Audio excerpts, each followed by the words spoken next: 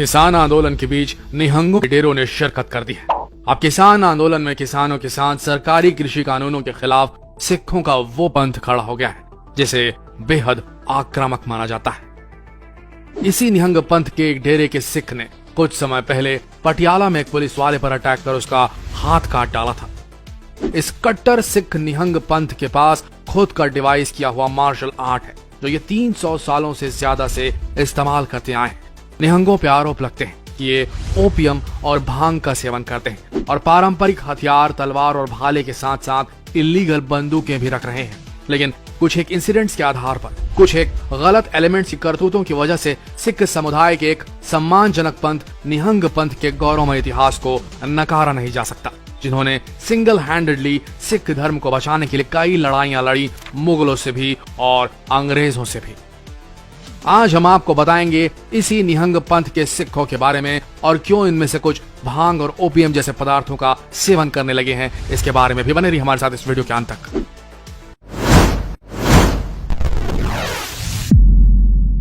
सिख समुदाय के बीच स्वभाव से आक्रामक और हथियार रखने वाले इस विशेष तबके के सिखों को निहंग सिख कहा जाता है। निहंग का फारसी भाषा में अर्थ होता है मगरमच्छ।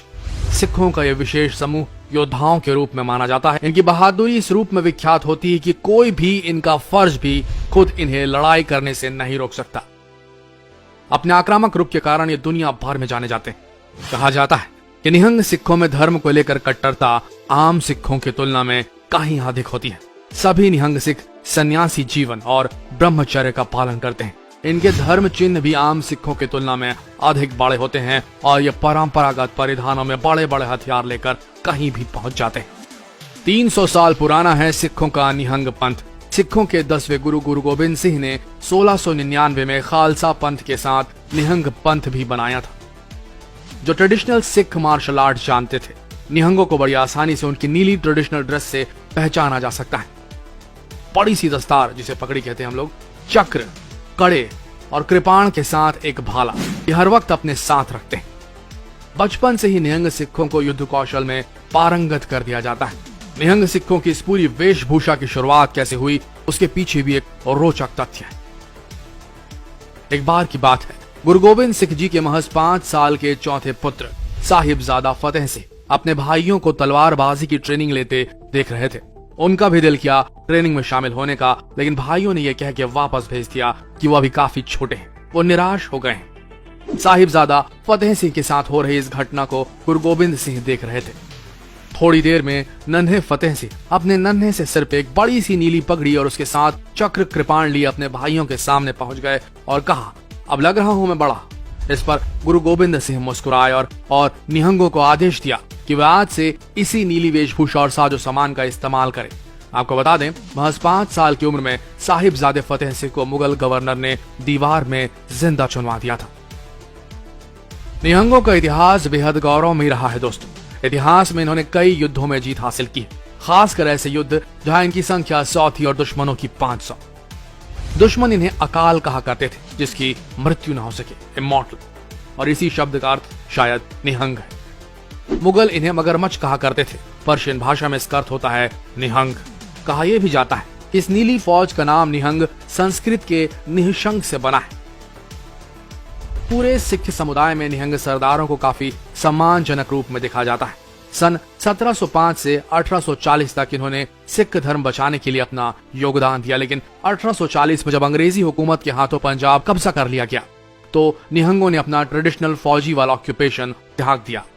उस जमाने में निहंग पंथ के कई डेरे हुआ करते थे, लेकिन आज के वक्त महज 10 से 12 ही डेरे बचे।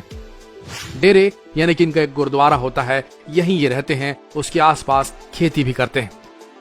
निहंग सरदार ट्रेडिशनली अपने गुरुद्वारों में हथियार रखते थे, पर अब ये आरोप लगते आए हैं कि कुछ गलत प्रैक्टिसेस, बैड प्रैक्टिसेस भी शुरू हो चुकी हैं।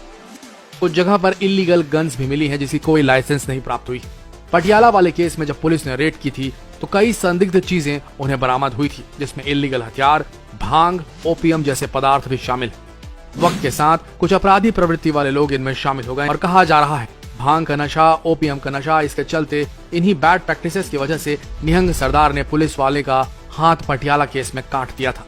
पर कुछ एक घटनाओं की वजह से इतने गौरवमयी इतिहास वाले निहंगों पर उंगली नहीं उठनी चाहिए। अपने डेडिकेशन के साथ आज भी ये सिख समाज की सेवा करते हैं। आज भी अनंतपुर साहिब में एक कुंभ जैसा मेला लगता है। उस पिलग्रिम में देश भर से सारे निहंग डेरे आते हैं और अपने ट्रेडिशनल मार्शल आर्ट का कार्यक्रम दिखाते हैं।